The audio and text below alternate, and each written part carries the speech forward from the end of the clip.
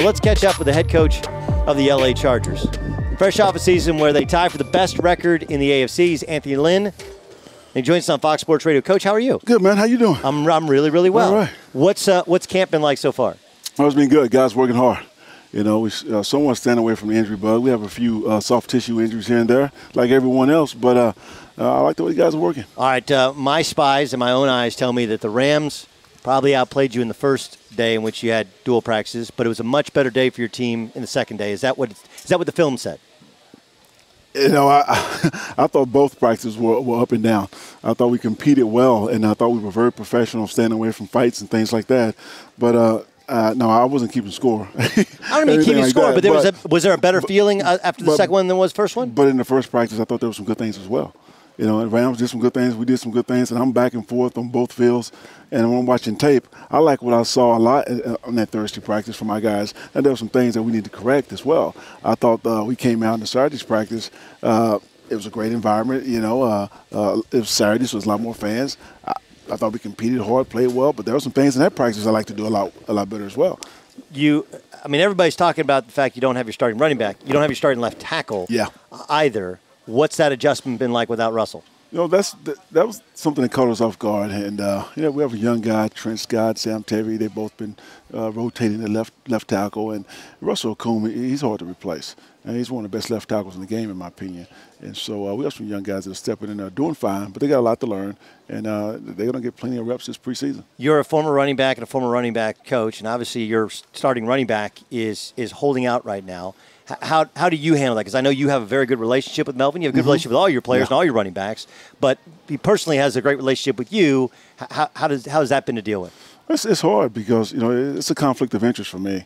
You know, Tom Telesco does contracts, and he does a heck of a job with that. And I'm sure at some point we'll get that done. Melvin knows how I feel about him, and he knows how this team feels about him. But right now we got to focus on the guys that are here, man.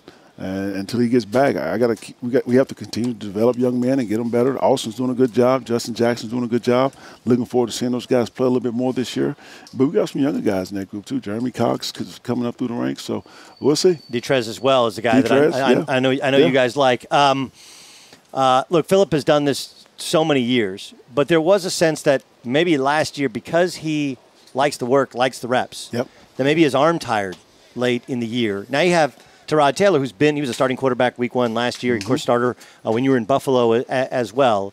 Can you talk him into lessening the load so that he has more zip later on in the year? I mean, he's an older quarterback. That's got to be a bit of an issue. Well, we've already addressed that, and we're not going to wait until a player gets tired and start resting him, because sometimes that's too late. But that's not your way, though. Your way, you're old school. You like to have those guys out there every day. But you have to adapt to the personnel that you have. And you know, Phillips is going to turn 38 years old, and you know, sometimes, and he's old school.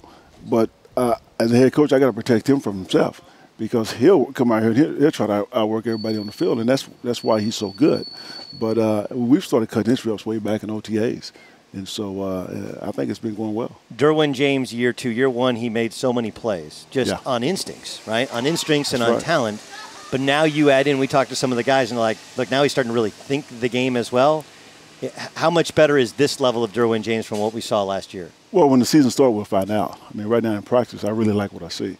You know, he's at a point now where he can actually help people around him. Last year, everyone was helping him, but now he's helping people around him. So, but we'll see. I expect when the season starts for this guy to just pick up where he left off. I mean, he is a heck of a talent. Everyone learns from a whooping, right? I mean, when you're a kid, you learn from a whooping, and when you're a team, you learn from a whooping. Better. You guys took a bit of a whooping in Foxborough. Yeah. What did you, as a young head coach in your first playoff run, what did you learn from that game? You know, I've watched that game so many times, and I played in that division for 8 years, so I knew that team. The thing I struggle with is on a short week, because you know, we had to get back out there on a Friday. We was on the East Coast. We came back and had to go back to the East Coast. Do I make a lot of wholesale changes in a short week, or do I ride with what got us here? You know, and I think I rolled too much with what got us there, because you know, sometimes we'll get you here, we'll get you there, right? Yes. And so yeah, we could have made some adjustments and things like that. I learned that, but you know, at the same time, we came out. We started that game off a little flat. Second half, we played a lot better, but. We all learn from it. Yeah, players, and I mean, coaches, and we know that that's a great organization that's a great football team. They've won 6 Super Bowls or whatever it is, 7. But if you want to beat them, then we just learned this is what you got to do.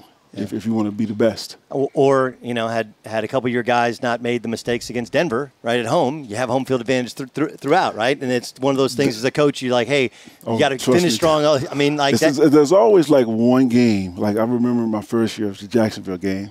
That was hard to let go. Yeah. And last year, you had 2 interceptions in the last 2 minutes and had the football and you couldn't close it out? You don't have to remind me. But anyway. Sorry about that. Last year was a Denver game. The game that you feel like you had control of and you lost it at the end. Those just hurt so bad. But, yeah, home field advantage, that helps. That gives you competitive advantage. But, I won my first Super Bowl on the road. You just got to get back to the tournament. Yeah. But right now, for us to get back to the tournament, we got to win the first game.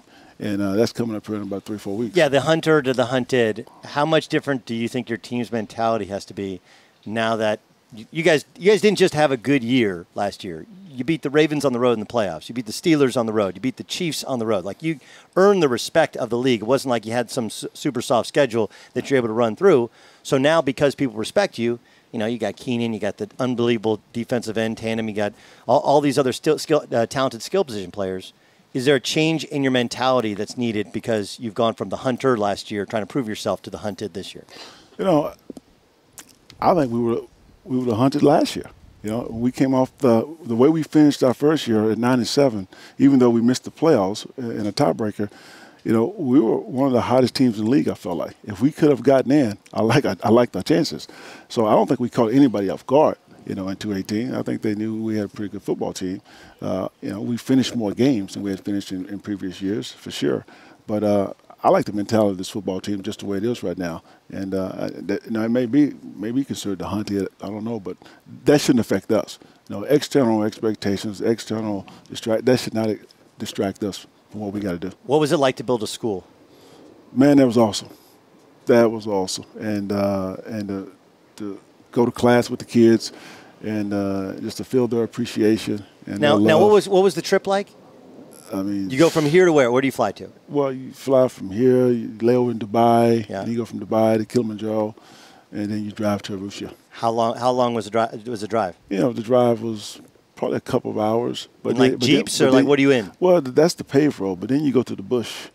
The bush is different. Now, I don't even know how to describe the bush, but that's where the school is. That's like a 3-hour drive, and that's all dirt road. They call it the African massage.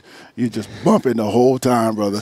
You see any lions or anything else? Or absolutely. We saw a lot of wildlife, man. Okay, so you get there, and then where are you staying while you're building this school? Well, we were supposed to stay in these tents, but a couple of weeks before we got there, a couple of teenagers came up missing.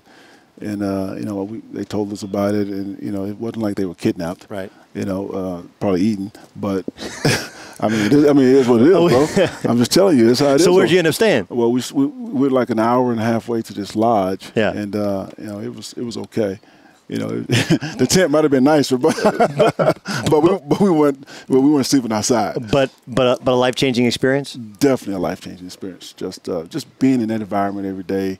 And living amongst those people and watching them live off the land and survive and just they were so happy, man. And it's just a tough group of people, very, very tough, very resilient, and just the appreciation they had for the school. It was just it made you feel just like we were doing the right thing. Anthony Lynn, head coach of the LA Chargers. Coach, wish you nothing but success this season. Oh, thanks a lot. Hi, I'm Doug Gottlieb from Fox Sports Radio, and you need to subscribe to the Fox Sports Radio YouTube channel where you can hear and see me. Why not? Plus everybody else who's awesome here in Fox Sports Radio.